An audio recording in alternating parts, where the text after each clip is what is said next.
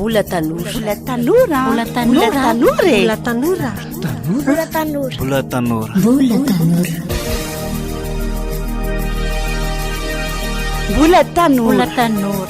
Mbola tanora. Mbola tanora. Mbola tanora. Mbola tanora. Mbola tanora.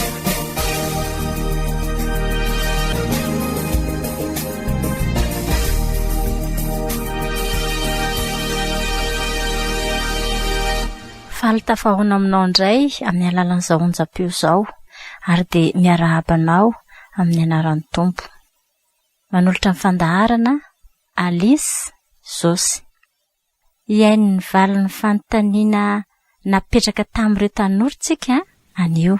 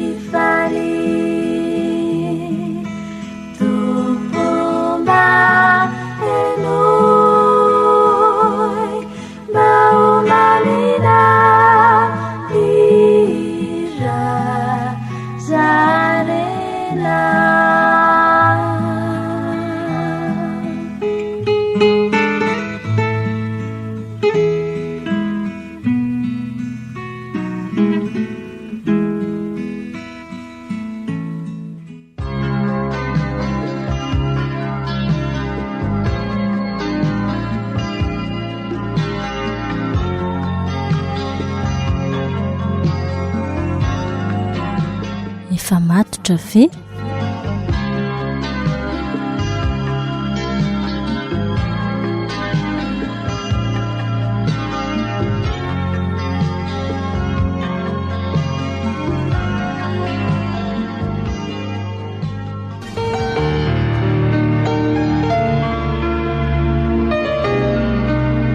Etienne any am-piasany nidresaka amin'ny Miray mpitantsoratra sy Monsieur Guilebeany.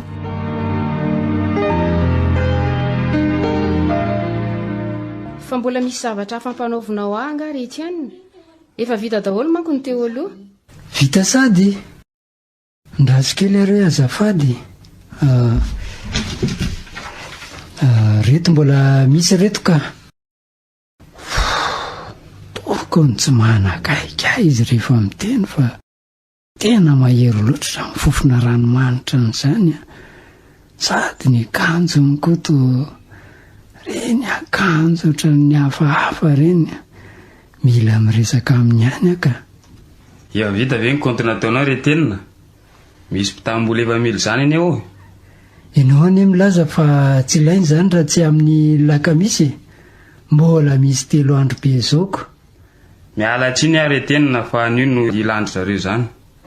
Eo vitanao ve sa ahoana? Kely sisaka. Efa dikany miray amin'ny masinina le izy dia vita. Ay. Mila angakaingana kely ianareo fa tsy tokony ampiandrasana ela loatra ilay mpitambola.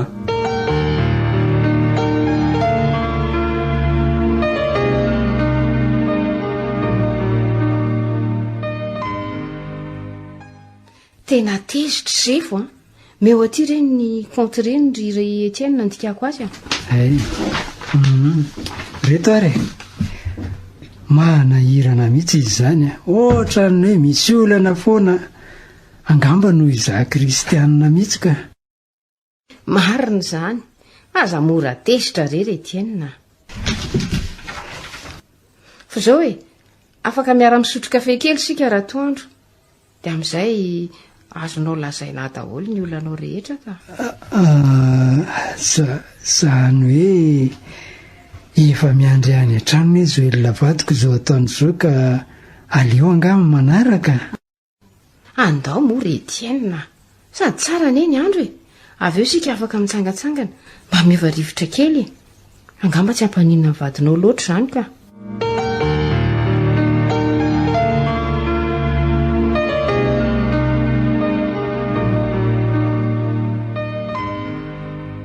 Nafinaritra tokoa ny resantsika teo iny ka. Tena tokony tohizany e. Maninona mora makany aminay ianao amin'ny somarivo izao, amin'izay isika afaka miresaka tsara sady zarery eny ao amin'io. Angamba mety ho afaka any aminao any raha tena liana tokoa ianao ka. Teny izay mihitsy anie. Inona indray no anasako anao raha tsy izany? Any ampiasany indray mihaona e, fa hijery zavatra kely any an-tsena any a.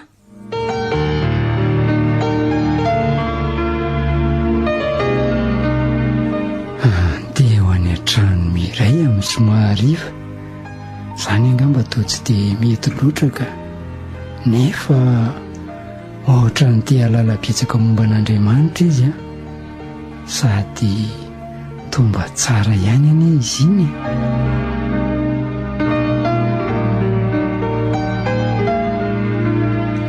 Resaka ny fanaovan'i Michel sy Françoise vadiny.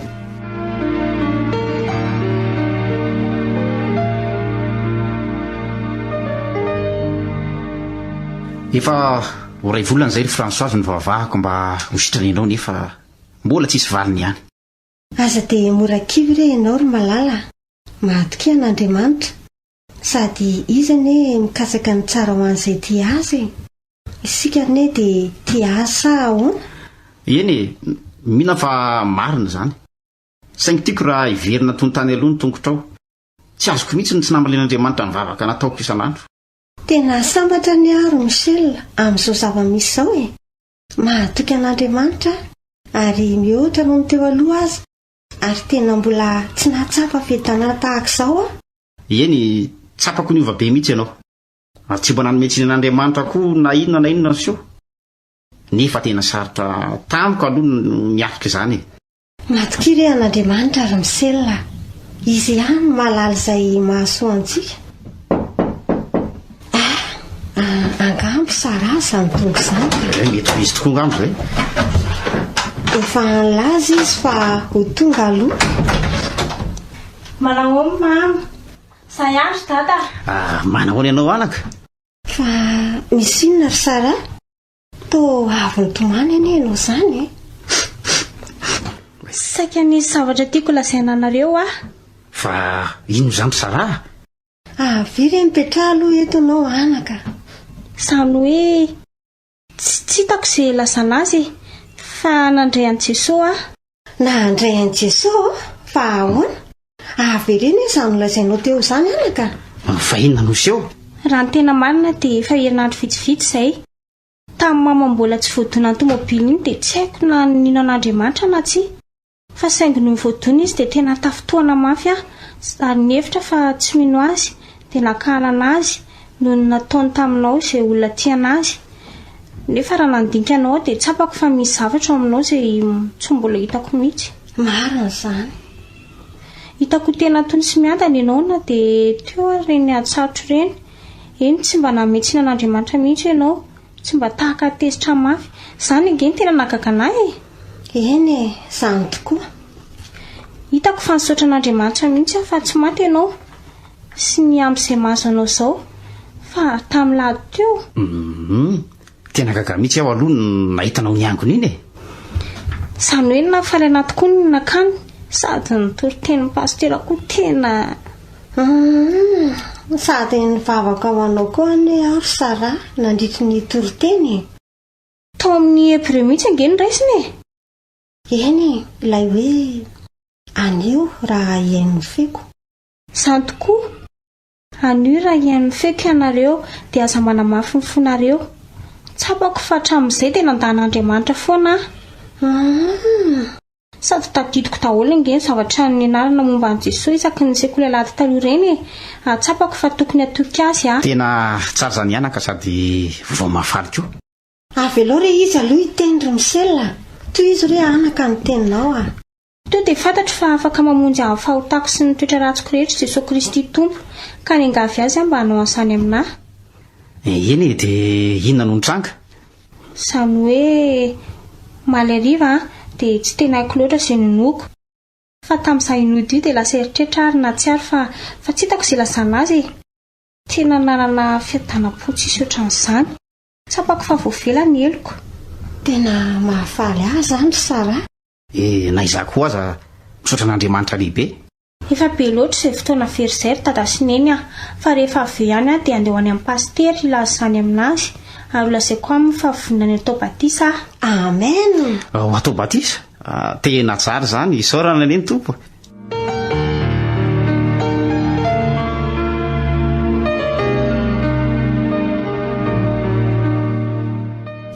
Resaka ny fanaovan'i Michel sy Françoise no ny ariva.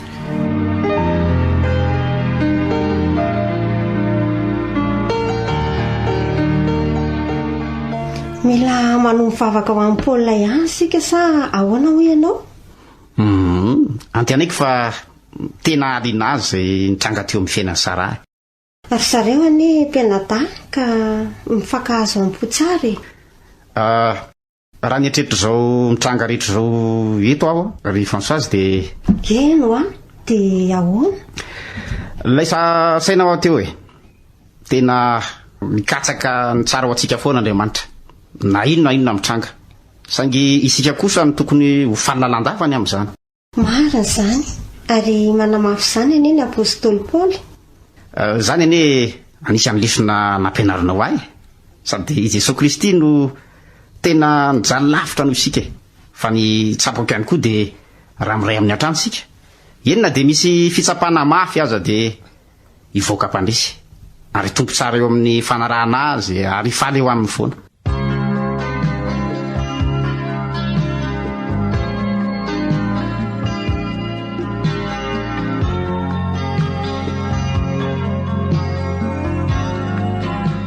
Efa matotra ve?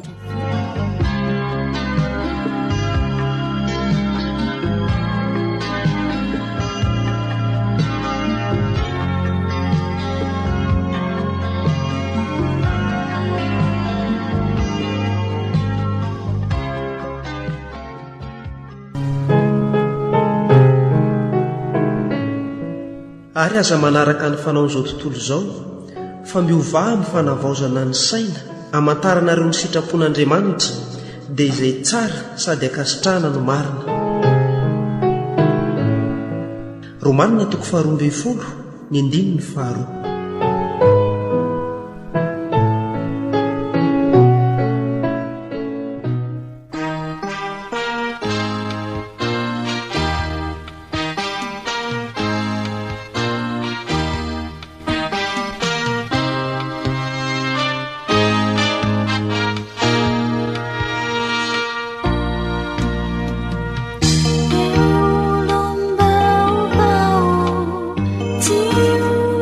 Eo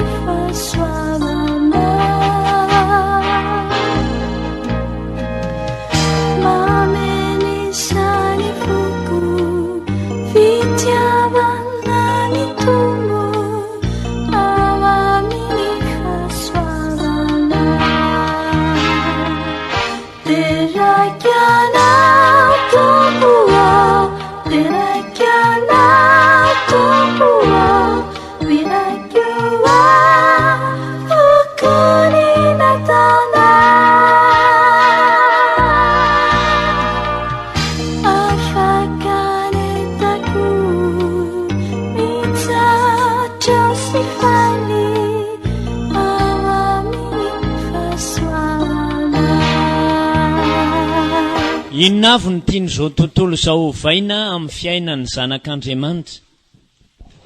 Inona avy ny tian'izao tontolo izao ovaina amin'ny fiainan'ny zanak'Andriamanitra? Daniela toko voalohany andinin'ny 9.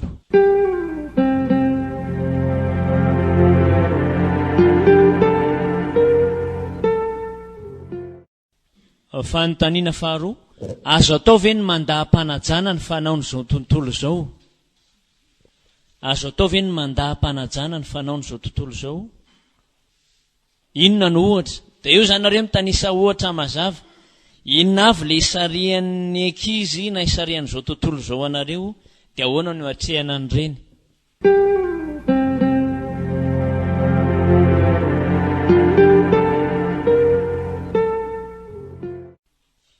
Fanontaniana 3: ahoana ny fiainana izany hoe tsy tia izao tontolo izao? Milazao ohatra mazava. Ahoana ny fiainana n'izany hoe tsy tia izao tontolo izao? Milazao ohatra mazava.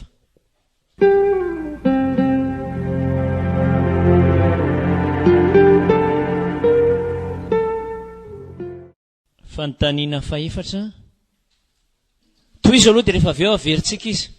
Iza no niaro an'i Daniela raha nifidy ankatoan'Andriamanitra izy? Iza no niaro an'i Daniela raha nifidy ankatoan'Andriamanitra izy? Daniela toko voalohany andinin'ny 7.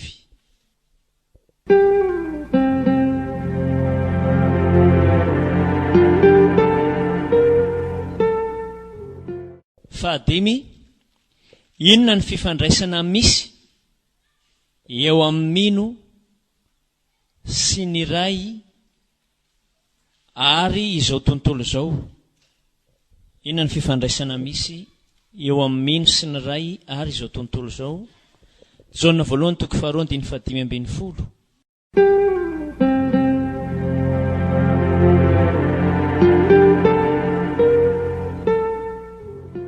Fanontaniana 9: inona no antony namelan'i Jesosy ny mpianatra mbola ho eo amin'izao tontolo izao?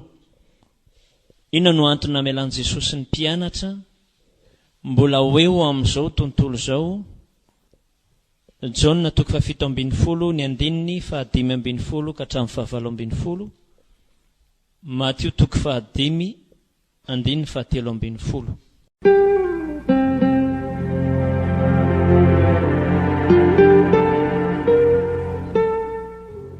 Fanontaniana 7: ahoana ny hevitra izany eo amin'ny fiainanao? Toy an'ilay fanontaniana 9 teo izany io. Ahoana ny hevitra izany hoe napetraka teo amin'izao tontolo izao ny mpianatra, dia ahoana ny hevitra izay?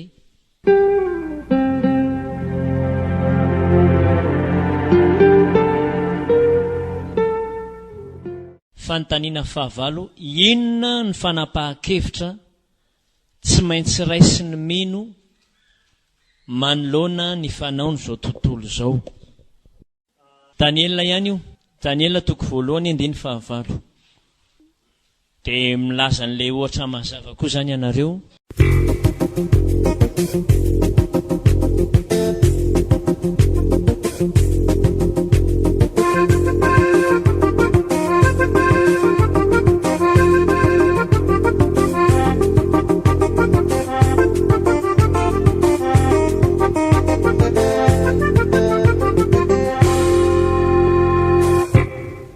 Fanontaniana voalohany: inona avy no tian'izao tontolo izao ovaina amin'ny fiainan'ny zanak'Andriamanitra? Dia ny fahadiovana ny hitanay. Fahadiovana satria tsika raha nandray an'i Kristy dia efa nodiovina. Dia izay fahadiovana izay no tiany avadika ovaina ho maloto indray izany. Fanontaniana 2: azo atao ve ny mandaha ampanajana ny fanaon'izao tontolo izao? Dia azo atao. Dia ohatra hoe mandeha mirevy miaraka amin'ny namany ianao, dia azonao atao tsara hoe za tsy misotro, za tsy mifoka, fa afaka miaraka eo ianao mifanajana be, fa tsy hoe za de tsy mila an'io na hoe za tsy foka an'io, manjary tezitra ry zalatsy iny. Ahoana ny fiainan'izany hoe tsy tian'izao tontolo izao, dia le izy a resaka safidy na izao tontolo izao na Andriamanitra. Ohatra hoe rehefa sabotsy ariva dia misy ireo azo lazaina ho fialambolin'ny tanora, misy ny boaty, misy ny bara, misy ny boro, dia nefa koa misy ny club aty am-piangonana isaka sabotsy ariva, dia misafidy ianao hoe za ve ho any amin'ny bara sa ho any amin'ny boro sa ho any amin'ny club. Safidy zany le valo amin'ny fahatelo hoe mila misafidy tsara ianao. Iza no niaro an'i Daniel raha nifidy anaraka an'Andriamanitra izy, dia Andriamanitra ihany no niaro azy tamin'ny alalan'ilay tandapa, ny asa tao anatin'ilay tandapa zany izy. Inona no fifandraisana misy ao amin'n'intsy izao tontolo izao zany hoe mintsy ny ray iny ka maloatra tsy mazava tsara fa zafady dia inona no antony namelan'i Jesosy ny mpianany mbola ety ambonin'ny tany, mbola nitoetra eto ireo, satria mbola misy iraka sy asa nampanondran'i Jesosy azy ireo, dia koa mba ho fanasana zany témoignage ety amin'izao fotoana izao hoe mbola misy an'izay. Ahoana ny hevitra izany eo amin'ny fiainanao? Dia fijoroana vavolombelona, dia fitoriana filazantsara ny raisinay. Mazo mipetraka? 3 minitra iny a, dia aloha alahantsika 3 minitra ohatran'izay. Zafady. Dia manonona groupe izay tianao ianao. 5 plus soloy. Efa nanao maly? Manoa ianao ary? 3 ary. Isaorana aloha izy dia meoteka aloha ny izay nahavita.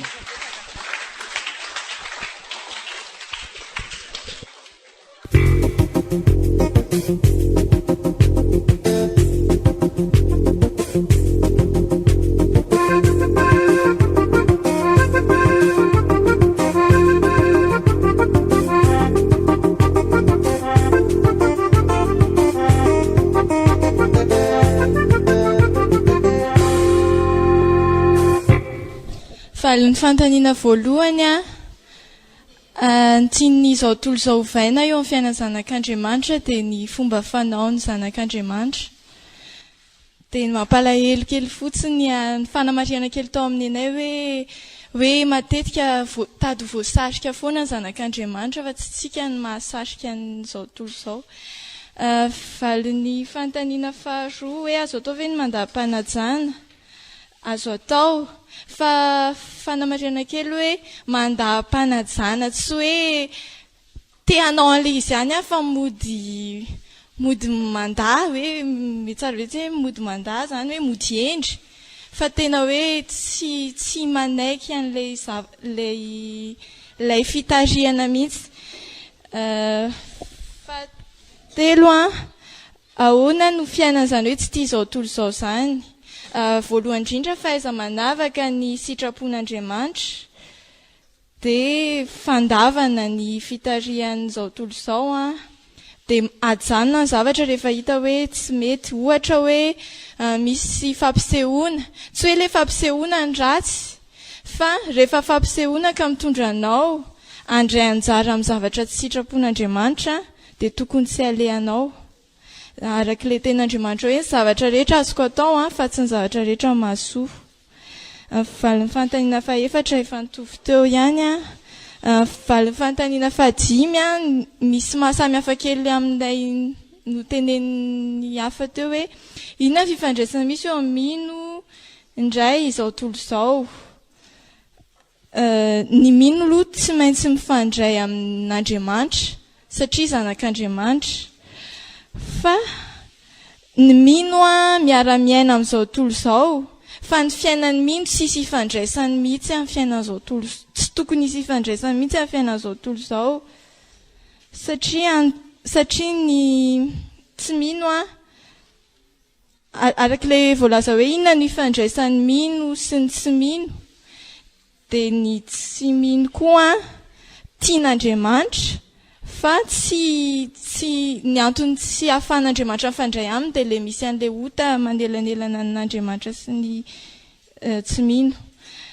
Fanontaniana fahaenina mitovy amin'ilay teo ihany a. Fanontaniana fahafito a, ahoana ny hevitra izany eo amin'ny fiainanao, dia hoe mila fankatoavana. Dia ny fanontaniana fahavalo hoe inona ny fanapahan-kevitra tsy maintsy raisin'ny mino a, dia hoe tena mandà sa manohitra ny zavatra tsy mety araky ny fahendrena avy amin'Andriamanitra.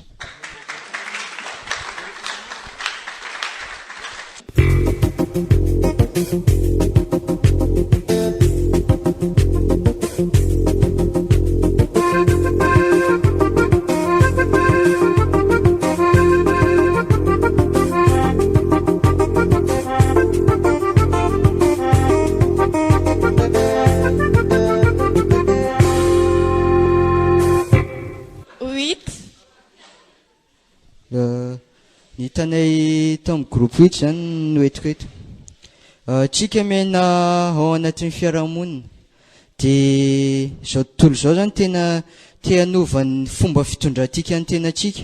Izany hoe ohatra tsika zany manompo an'Andriamanitra dia izay ny tia novana ny fomba fiainatsika, tia ny ohatra hoe hiara-nompo sampy aminy zany raha raisina le eto amin'ny Daniel zany, nefa tena azo atao mihitsy mandan'izay ampanajana, izay araky ny fanontaniana tahak'izay azo atao mandan'izay ampanajana. Ohatra misy misotro toaka zany eo, dia hoe tia rangana ianao mba misotro, dia tsy hoe zay ranga tsy sotro anio fa tsy mety aminay misotro anio fa ampanajana hoe tena misotra betsaka ranga fa tena alao zavatra hafa ny sotroko fa tsy ny toaka iny, ohatra ohatran'izay. Tena ampanajana fa tsy hoe manaratsiratsy ny andry zareo na ohatran'izany. Manoloana izay zavatra ataon'izao tontolo izao amintsika, raisiko hoe amintsika mpiony izay koa, mila anehoantsika hoe tsy fitiavana izay amin'izao tontolo izao zany, tokony tena mijoro amin'ny fanatanterahana ny sitrapon'Andriamanitra tsika, tena hoe mijoro, tena hoe izay ny sitrapon'Andriamanitra. Dia izay ohatra amin'ny examen, ny zavatra tena azo lazana hoe ankabeazantsika zao mbola mpianatra daholo, dia mpianatra moa tsy hay ny zavatra rehetra ao anaty kahie zany, dia indraindray tente ifraude na ohatran'izany. Dia nefa tsika raha hoe tena hoe kristianina tsy tokony hiditra amin'izay, sady tsy haka ny tsy hanome.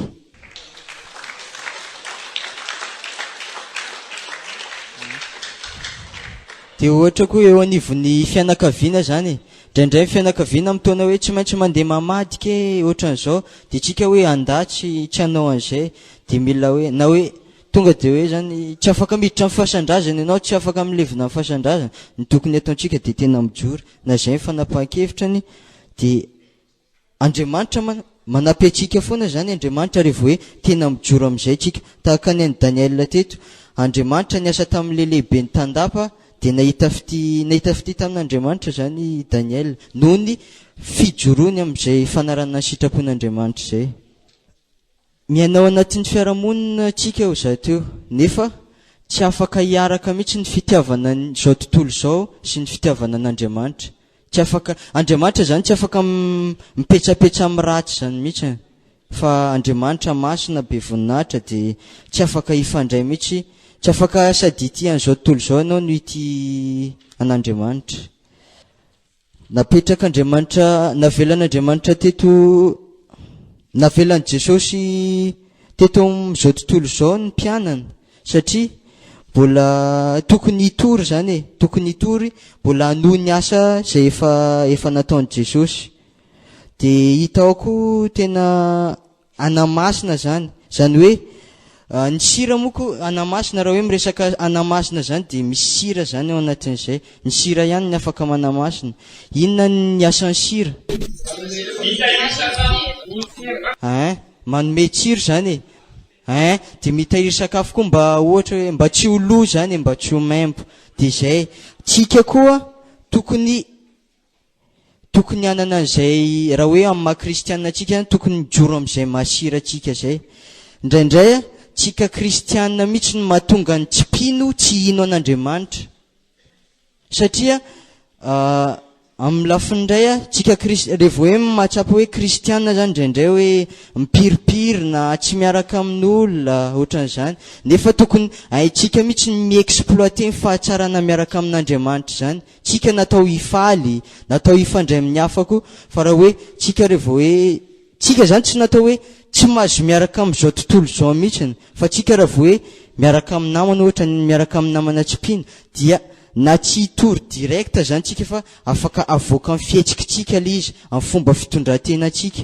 Indraindray ne tsika hoe ohatran'ireny ve mba kristianina, aleoko mijanona ho ohatr'izao foana.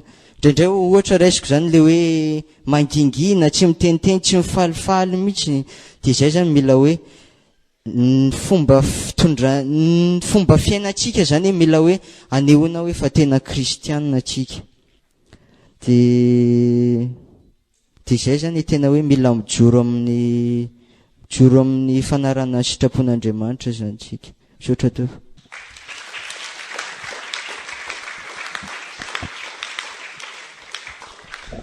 Izavy ny groupe mbola tsy nankety atsangana hoe ny tanana?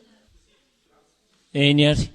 De le fanontaniana misy ohatra reny sisa avaliana reo zany, fanontaniana roa, de menana reo ny fitenenana de arafitsika izay rehetra zay.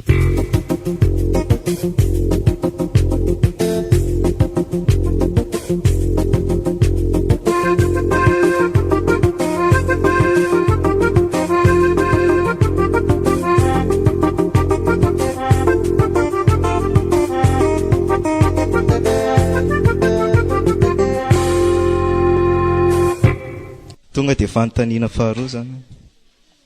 Azo atao mihitsy ny mandany fanaon'izao tontolo izao. Ohatra fotsiny amin'ny sivy sasany alina, midina letsy ndao ny disco. Ohatr'izany ohatra.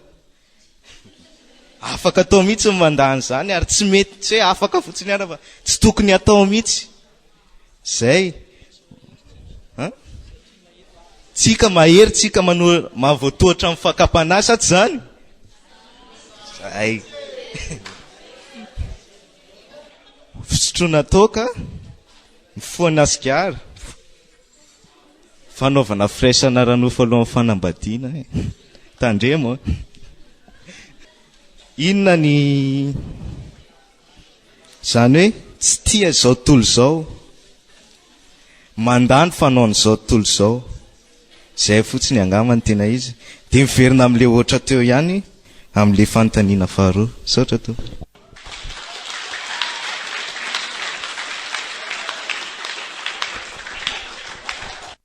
Ahoana no amarana antsika an'izay rehetra zay?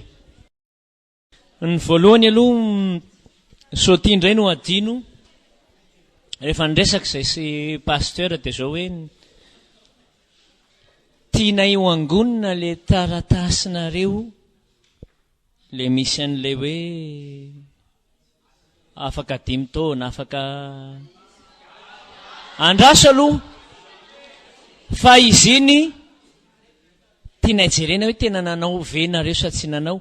Azo tsy asiana anarana, ataovy anonima zany le izy. Raha tianareo asiana anarana dia asio anarana, fa raha tsy tianareo asiana anarana tsy zao rehefa amin'ny rapitsoarivo zay raisinay zany. Ny zavatra ny arahantsika teto nanomboka tamin'ny omaly, nresaka atsika ny amin'ny fiainana. Inona moa ny tena fiainana? Ny zavatra hitatsika tamin'izay dia zao hoe ny soratra masina mihitsy ny mametraka zavatra roa mazava, tsy misy dikany, tsy misy heviny, tsy misy tanjona ny fiainana tsy miaraka amin'Andriamanitra. Aotra zany zay. Faharoa, ny fiainana miaraka amin'Andriamanitra ny tena misy ny tsirony. Ary ao anatin'izay fiainana miaraka amin'Andriamanitra zay dia zao, ao ny tena ahafana tena miaina ny fifaliana ao anatin'ny fahamasinana. Tena afaka malalaka ianao, nefa ny fetran'izay dia hoe aiza no tena ahafana mijanona amin'ny fahadiovana, dia fahadiovana amin'ny lafiny rehetra io. Tsarovy ary fa ny fiainanao io dia mandalo, voafetra io, tena voafetra. Dia ao anatin'izay fiainana mandalo sy voafetra izay, any amin'ny farany no jeren'Andriamanitra dia zao, izy ianao. Dia manahoana ny toetranao, zay no iseho anatrehany amin'ny farany. Dia arak'izay toetranao zay no ametran'Andriamanitra anao eny amin'ny farany hoe, satria tia ianao, zao ianao, zao ny toetranao, ato ny toetranao sy ny toerana mety aminao. Ianao kosa tahaka an'izao, ato ny mendrika anao. Dia ny tsirairay avy, na mino izy na tsy mino, andalo amin'izay izy. Ny amin'izao tontolo zao, izao tontolo zao tsika dia tsy azo faharitana amin'ny hoe faritra, fa fomba fisainana, fomba fanao toetra. Dia na ny zanak'Andriamanitra aza dia ho tratran'izay fomba fisainana. Fa nitatsika teo ny amin'ny Daniela, tanora Daniela fa tena vonina izy hatramin'ny farana anao ahoana. Dia andeha hijery andininy vitsivitsitsika, hijerentsika an'izany hoe azo atao ve ny tena mandamarina. Ty olona ny lavin'ny Daniela ty aloha dia lazaina mazava fa inona izy io, mpanjaka. Daniela 2:7 angatantsika isy amaky. Vakeo ary zay mahita.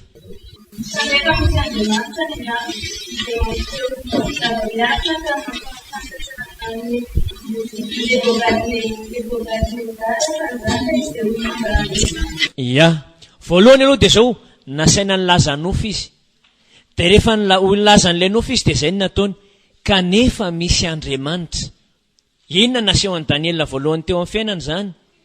Tsy izaho ny dadany, tsy izaho mahay milaza nofy, fa zao Andriamanitra mahay mamany io olana io sy laza ny tena hevitra io zavatra io.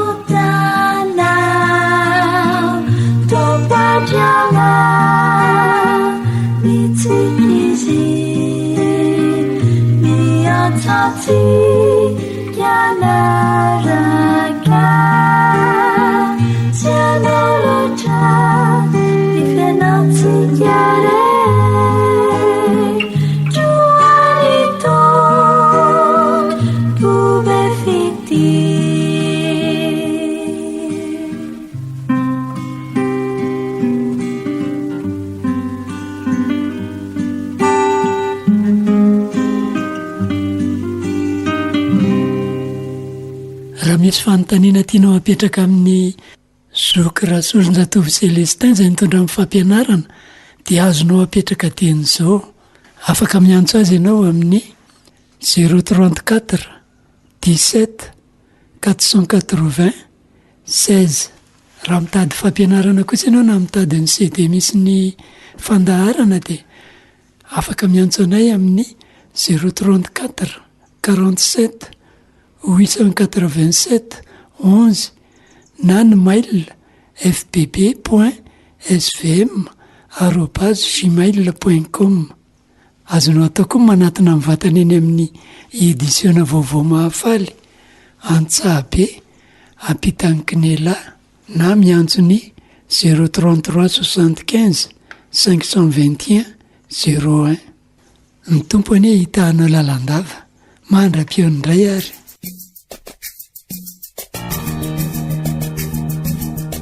Mbola tanora. Mbola tanora. Mbola tanora. Mbola tanora. Mbola tanora. Mbola tanora. Mbola tanora. Mbola tanora. Mbola tanora. Mbola tanora. Mbola tanora. Mbola tanora.